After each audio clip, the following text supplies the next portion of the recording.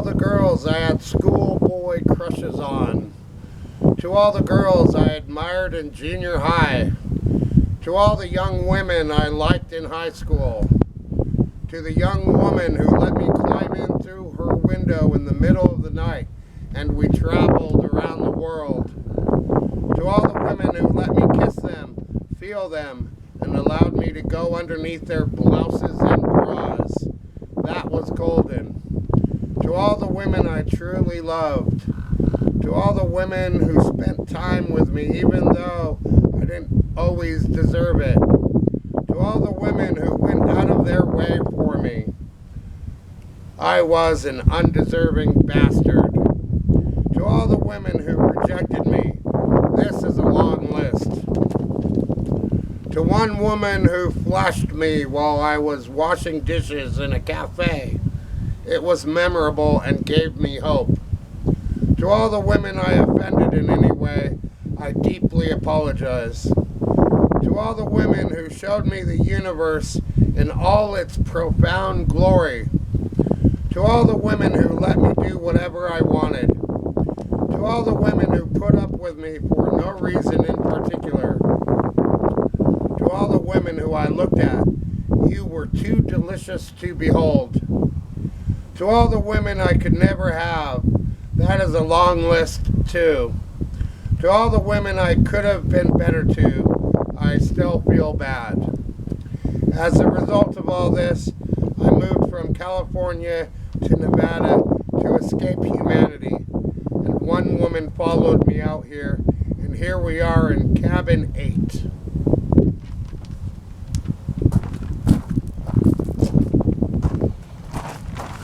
Okay, there's that. Thanks for listening. Thanks for putting up with me. I still torture people. This time it's with my videos. Okay, let me get situated. Let's talk about poetry. A thing that I have never really cared much about. Well, there's a view askew. Well, I would go to poetry readings. Oh, I remember the first spoken word I ever went to was in this cafe. What was it called? The Painted Bird? And they had a spoken word, and this was after high school. And it was the first time that I ever had seen people writing their own material and performing it. And now that I think of it, that's not actually true. Girls in church would write these long, boring poems and read them in church. So I take that back. Wait! But what was different about this spoken word performance is that there was no agenda. It was just the writer talking, and it wasn't trying to please people in church.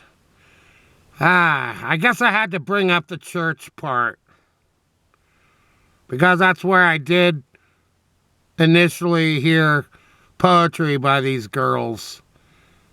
And I was impressed, and I could never do that. No way in 6th grade.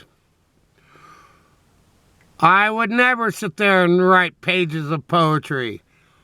My problem with it is the forced rhyme, where people would write things where I had to rhyme all the time.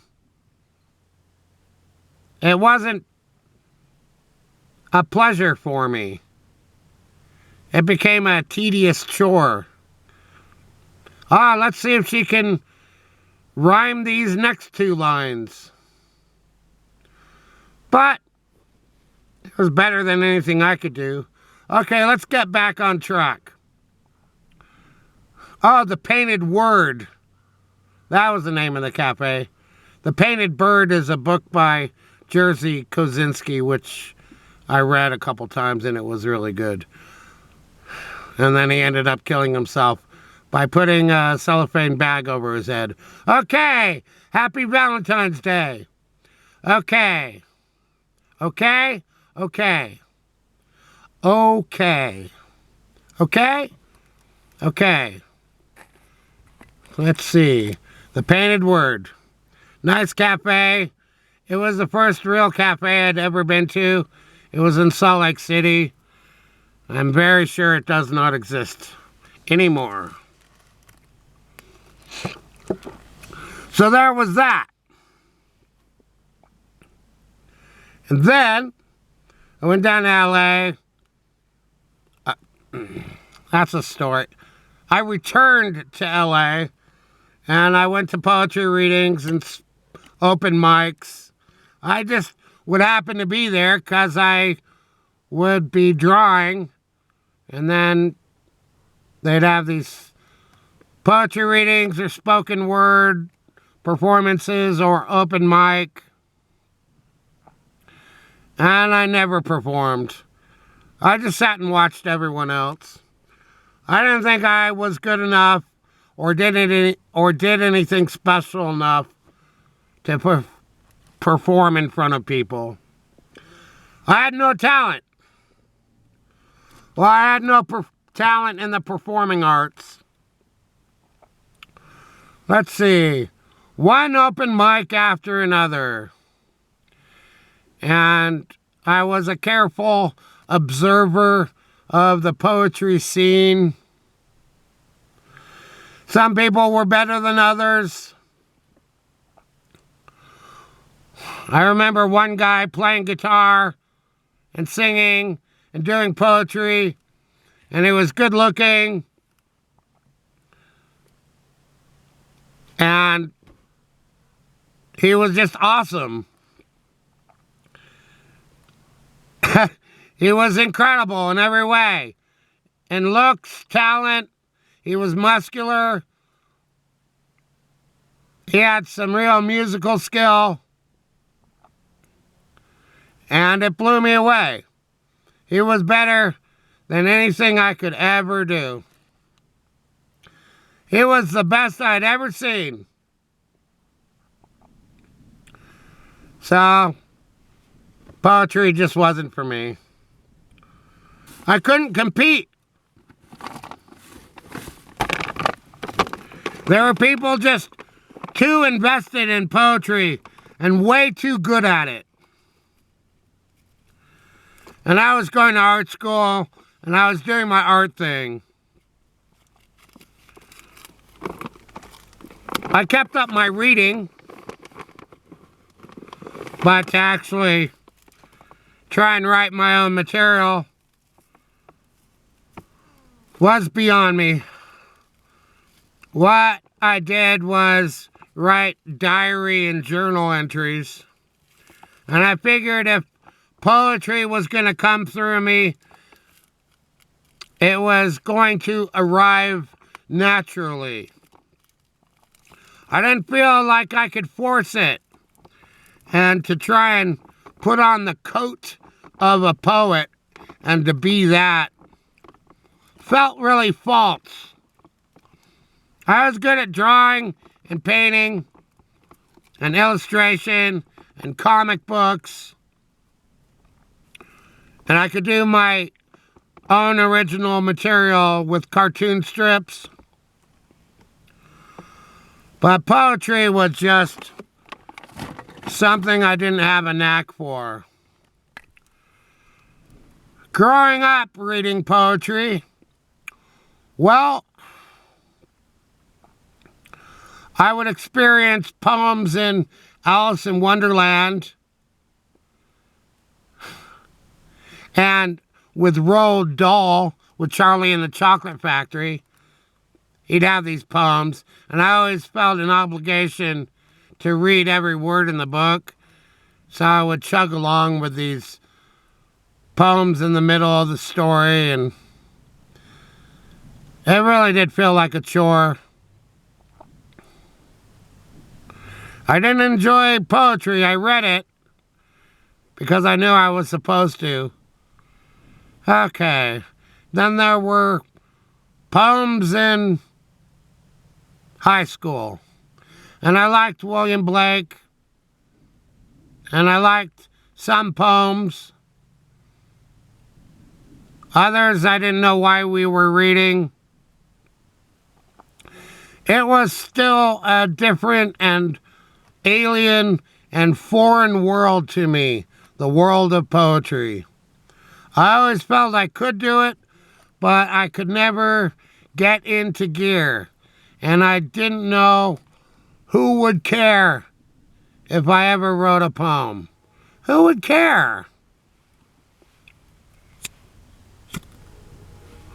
No one cared if I drew a picture, so why would anyone care if I wrote a poem? And where was I going to perform it? Eventually, I did perform, and it wasn't very good.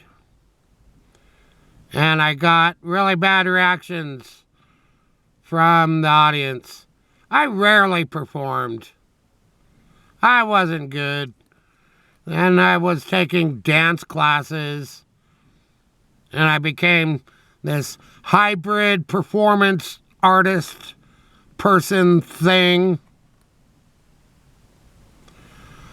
I felt I could express myself better through art and dance, and the world of words were far away. Though English was always one of my favorite subjects. My English teachers liked me way better than my art teachers. I had other things going on besides art.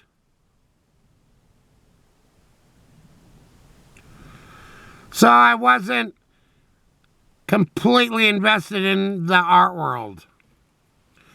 I had other interests. I went to college just to study astronomy for a year. And then I fell asleep in class during the movies. But I was interested in astronomy, and I still am. Okay. And I've got an interest in other subjects. I'm interested in science. I like to learn about things. I just don't work hard at it. Okay. So, with listening to a lot of Bukowski in the last couple days, some things clicked. And I finally got into poetry gear, and in combination with having my own stage, wow, that helps. In front of cabin 8, there's a porch. I can go up there and read and do my thing, and I can film it. And I don't need anyone else, and I don't need an audience. Though now I have one on YouTube, which only took 17 years.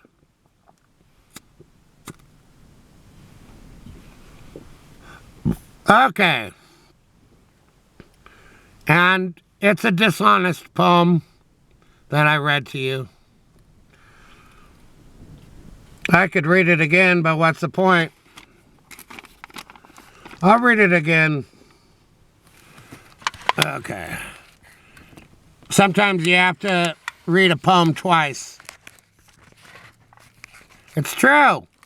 We would do that in English class at LA City College. We'd read the poem twice.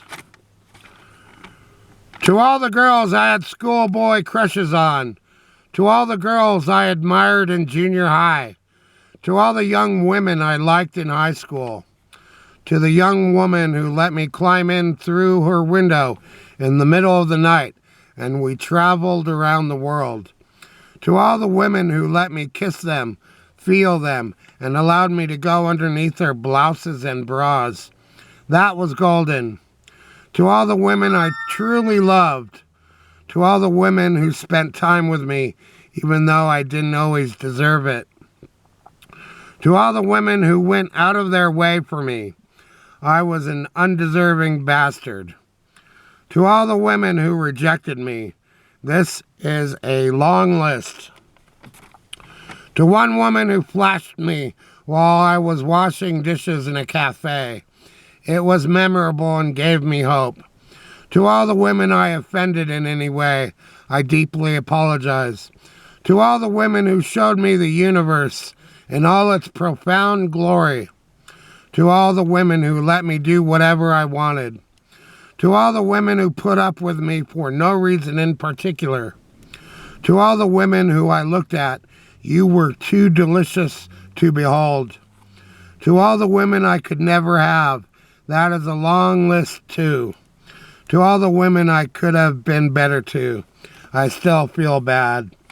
As a result of all this, I moved from California to Nevada to escape humanity. And one woman followed me out here, and here we are in cabin 8. Okay, that was written because I knew I was going to read it on YouTube, and I avoided a lot of graphic details and other things that I really wanted to talk about, but didn't. I have to find ways to talk about things. Everywhere on the web, I have to edit myself. It's not fair, and it's no fun. So there's my Valentine's Day special poem. Thanks for watching here at Cabin 8. I might have more material later today. And thank you for watching. I can't say enough. I love women.